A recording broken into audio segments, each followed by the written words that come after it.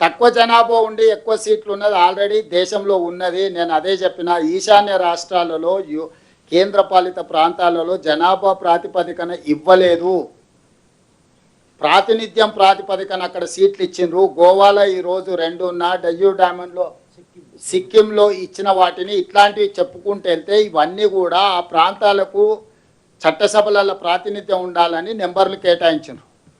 ఈరోజు పర్ఫార్మ్డ్ స్టేట్స్కి appreciation reward ఉండాలి, పనిష్మెంట్ ఉండడానికి లేదు. మేము ఫ్యామిలీ ప్లానింగ్ ఇంప్లిమెంట్ చేసినాం, మేము జీడీపీలో మా కంట్రిబ్యూషన్ వేరు. ఇప్పుడు దేశ జనాభాలో మేము 2.5% తెలంగాణ, ఈరోజు మేము 5% జీడీపీ ఇస్తున్నాం. అట్లనే కేరళ కానీ, తమిళనాడు కానీ, ఆంధ్రప్రదేశ్ కానీ, మహారాష్ట్ర కానీ వీఆర్ కంట్రిబ్యూటింగ్ మోర్. ఈ రాష్ట్ర మహారాష్ట్ర, కర్ణాటక, ఆంధ్రప్రదేశ్, తెలంగాణ, తమిళనాడు, కేరళ ఈ రాష్ట్రాలు 53% ఆదాయం ఇస్తున్నాయి దేశానికి. మిగతా భారతదేశం అంతా 47% ఇస్తే ఇక్కడున్న ఈ రాష్ట్రాలే 53% దేశ ఆర్థిక స్థూల ఉత్పత్తిలో భాగస్వాములు. మమ్మల్ని ఏ రకంగా శిక్షిస్తామని నేను అడుగుతున్నా.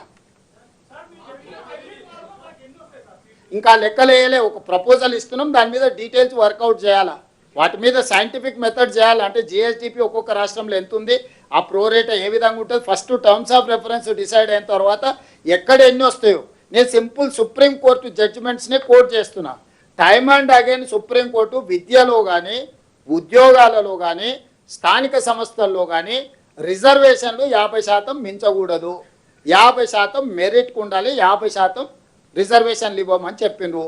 ఈరోజు మా మెరిట్ ఏంది, దేశ స్థూల ఉత్పత్తిలో అత్యధిక భాగం మేము భాగస్వాములం, అది మా మెరిట్. దానికి 50% ఇవ్వు. నువ్వు జనాభా అంటావో ప్రోరేట్ అంటో మిగతాది 50% తీసుకో. సుప్రీంకోర్టు జడ్జిమెంట్నే మీరు స్ఫూర్తిగా తీసుకోమంటున్నా నేను.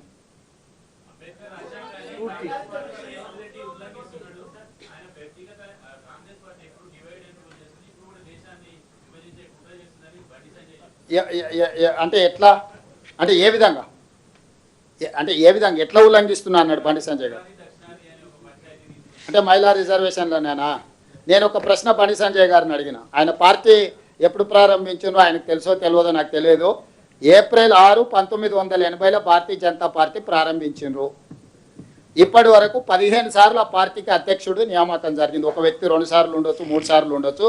ఇప్పటి వరకు 1980 ఏప్రిల్ 6 తారీఖు నాడు ప్రారంభించిన భారతీయ జనతా పార్టీ 15 సార్లు, నితిన్ నబీన్ లేటెస్ట్ ప్రెసిడెంట్ వరకు 15 సార్లు ఆ పార్టీకి అధ్యక్షుడిని నియమించుకున్నారు.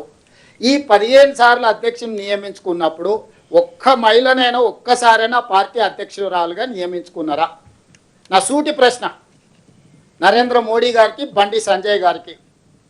భారతీయ జనతా పార్టీకి 46 సంవత్సరాలల్లా ఒక్క మహిళా అధ్యక్షురాలినైనా నియమించుకున్నారా? మహిళల పట్ల వాళ్ళకున్న చిత్తశుద్ధి, మహిళల పట్ల వాళ్ళకున్న గౌరవము, వాళ్ళ పార్టీకి అధ్యక్షురాలినే నియమించుకోని వాళ్ళు, మహిళా అధ్యక్షురాలు, మహిళా ప్రధానమంత్రి, దేశంలోనే కాంగ్రెస్ పార్టీలోనే లాంగెస్ట్ సర్వ్డ్ మహిళా ప్రెసిడెంట్ శ్రీమతి సోనియా గాంధీ గారు, శ్రీమతి ఇందిరాగాంధీ గారు. అట్లాంటి మహిళా అధ్యక్షురాల నేతృత్వంలో పనిచేసే మమ్మల్ని మహిళలకు అన్యాయం చేస్తున్నామని ఆరోపణ చేస్తే ఇక వాళ్ళని చూసి నవ్వాలన్నా ఏడవాలన్నా నాకైతే అర్థమవుతలేదు.